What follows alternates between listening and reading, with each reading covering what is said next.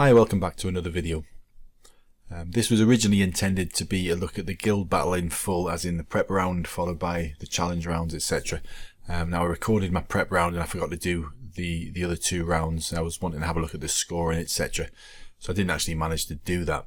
But it was a decent enough prep round, so I thought what I'd do is just record over the audio, which was pretty much out of context because I was planning on adding a bit more to it. So we're just going to run through this round, which is from the first tee at Aztec. So prep round choice is very much a personal thing. You need to pick a course where basically you can consistently put in a score which is difficult for the opposition to beat, essentially. Now that could be, depending on your stats, anything from something like Interlaken from the 6th tee if you've got big stats, down to Sequoia Inn, which is a really good one for you low stat players, from the 1st tee. That can be a killer. It's a real leveler. What I do is Aztec from the 1st tee, simply because my personal best at Aztec is 18 under.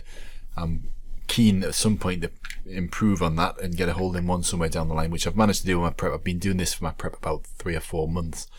I've never managed to get an 19 under yet, and I'm not going to do it on this occasion just to set expectations.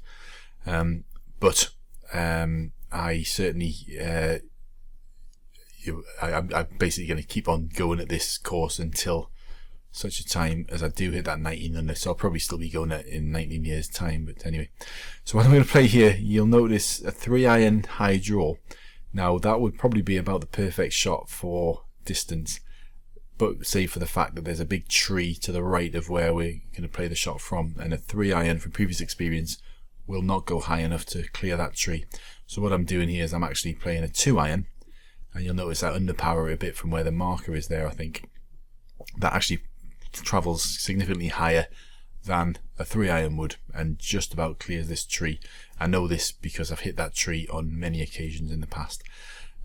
So I'm kind of lining things up here based on previous experience and a little bit of hope.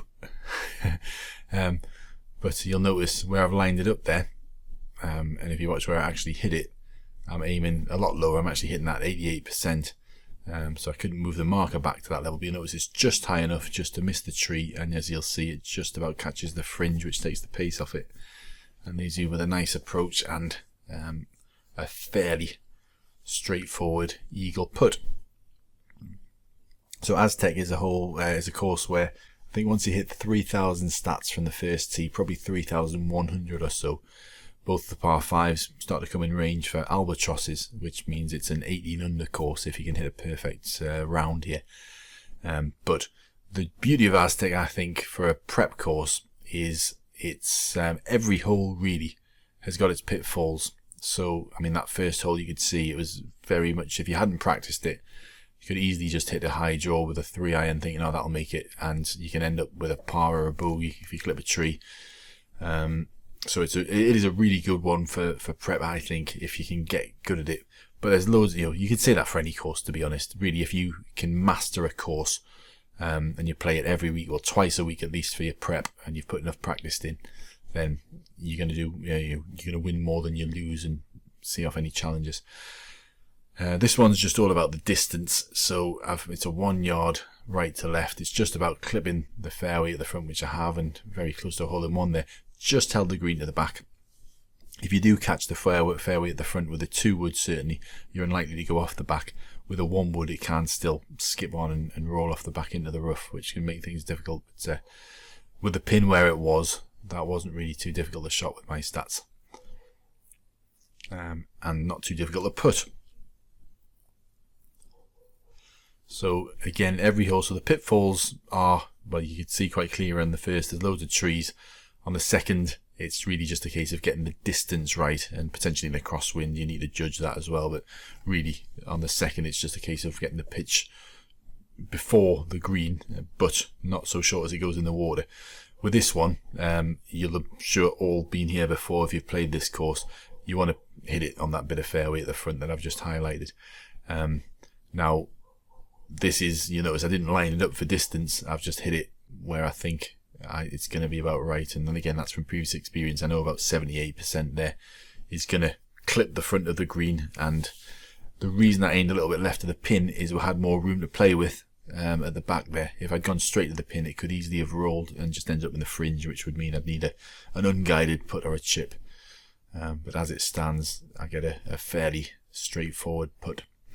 The shorter pins on that hole are the harder ones. Put it further back on there's 2 greens on the third again, as you'll know, which can well, the play is like 2 different holes essentially. The first, the closer green is a lot harder than the longer green most of the time. It's very easy to end up in the sand at the front. So this one, what I'm playing, I think, is an underpowered 3-iron. Now what you'll see, actually no, I'm not. I'm playing a high draw. I'm having to think about this, but no, I think what I'm going to do here, again, I'm just remembering what I did. I toyed with the idea of a high draw, but then that's kind of monument. The height of it is kind of right where I don't want it to be. Very easy to clip that. So instead, what I'm playing here is, again, from previous experience, I know with my stats, an underpowered 3-iron at around about 74-75% is going to make it on. I think I'll try and hit this 74 if I remember rightly. 75 is maybe a bit long. Idea is it just clips the shelf or the kind of little balcony of the window there, which will cause it to loop up a little bit and stop fairly nicely towards the middle of the green, again within kind of nice approach distance. So that was pretty much what I wanted to do. Very happy with that, and as it stands, around for a perfect round, as long as I put this putt.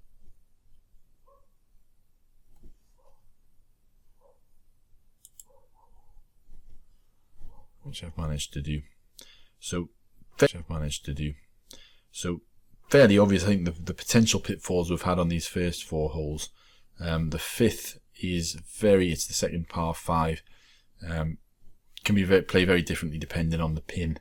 I think I get lucky here with a pin to the, well, it's actually centre, sorry, I thought I had a pin to the right, so that's a little bit more tricky. The pin to the right is the easy one. This is a little more tricky. I'm going to play a 2-wood fairly full, and in fact I think in retrospect I should have just played a full 2-wood here, but I just cut it down to about 99%, and as you'll see, that wasn't really necessary. In fact, it almost made me flirt with leaving it short. The hard pin here is on the left, so front left is probably the hardest, back left the next hardest, and the other pins are a lot easier. With the back left pin I would tend to play a draw and just try and bounce it. If you can bounce it just to the front of the green, just into the rough fringe area, it'll roll usually quite nicely to the back left.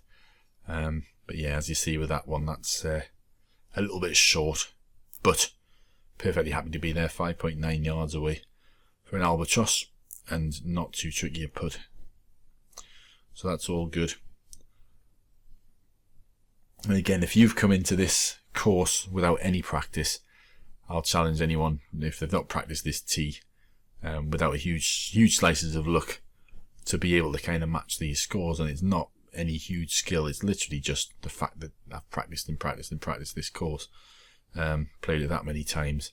Even so, I'll still very frequently put in underwhelming scores such as 13, 14, 15 under.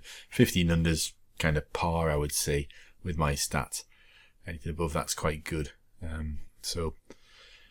But you'll tend to find up to certainly 3,000 plus stats, 13 under is the best you can possibly do. So by choosing this course, I'm immediately eliminating a lot of other players. Shows you a large number of players, I should say. So that shot was very much a practice one. I know if I hit that 3-wood, slightly underpowered at 89%, it's going to catch the fringe and it's going to have enough just to reach the middle of the green, but no further. And again, leaves him with a straightforward enough putt.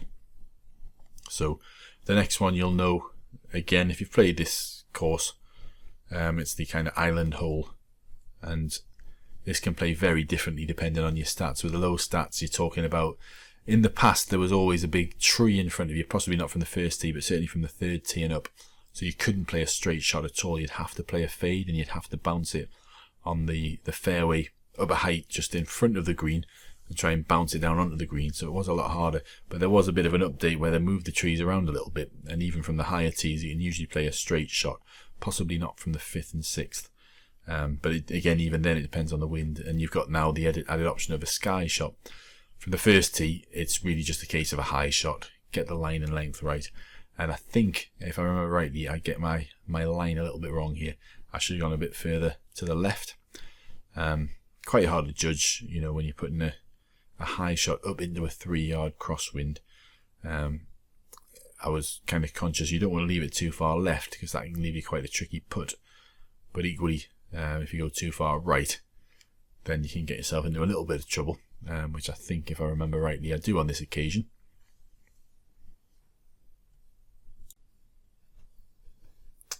And in retrospect, I probably should have hit this 96%, but I hit it just a little bit under at 95.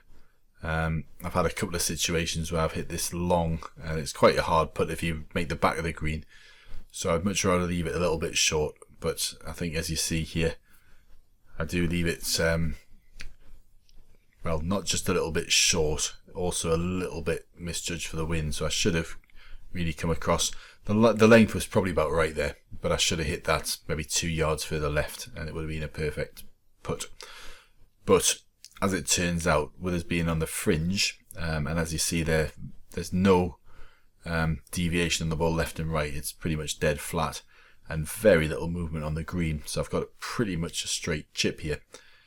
So as it turned out, if it had been if this had been challenged by somebody who got 18 under, which is what I'm aiming for, these extra 2 points that I get from this chip, as opposed to a perfect approach followed by a putt, are going to be much, well, they could be much appreciated, or certainly particularly useful. So a little bit of luck there, but anyway, on to the 8th. What you'll see me play here is a draw shot, which you don't see. I've not seen many people play this shot, but I just find it easier. Where I'm aiming there, the fairway is actually tilted over to the right, sloped over to the right quite heavily. So if you play a straight shot, it's very easy for the ball to kick over to the right and come off the green. A draw shot kind of takes that out of the equation a little bit for me. So what you'll see is, for me, a full draw, and it's going to pitch just short of the green. Now, as you'll notice, it's actually fairly straight when it lands due to the fact that I've drawn it, but also the left to right wind. If I'd hit that straight, then the angle of the ball would be kind of left to right, and it would have kicked off further left to right and possibly gone off the green to the right. So it just gives us that little bit more control over what the ball's going to do. So you'll read a lot of people saying, you know, I got a nasty kick, got a nasty bounce. Whilst there's sometimes not much you can do about that. If with experience, if you know roughly where the undulations of the green are, then, you know, sometimes playing a draw or a fade rather than a straight shot can kind of take a few of the question marks out of the equation. So with this one, I've played this one enough to know what distance I need to hit it in various winds to ensure that I'm not going to end up in the position that we've all been in, which is in that sand, either front or back.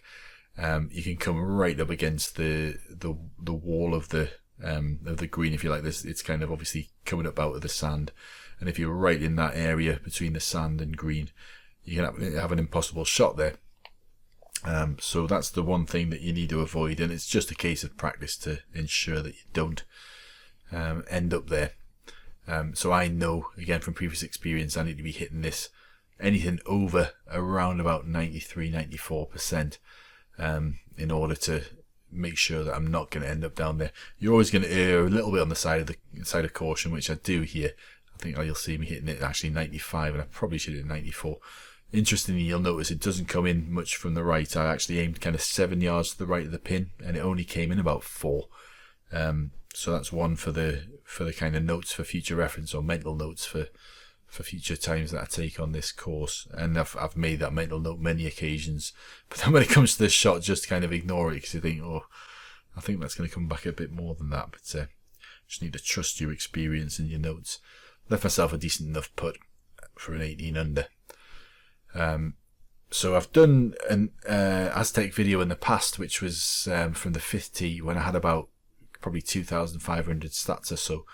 Very, very much different from the round you've just seen, albeit the same course, a different tee, different stats. You'll see, I think from the 5th tee, every par four is eagleable for high stats, but the two par fives are out of albatross range. I think anything from the 3rd tee and down for 4,000 stats plus, you're going to be able to score an 18 under. I chose 1 tee just because it's one that I've practiced, and I'm going to kind of stick with it and see if I can ever get this 19 under. So yeah, good round. Hopefully that'll be interesting to some people, and I shall endeavour to do a full guild battle walkthrough at some point. So thanks everybody for watching, and I'll see you next time.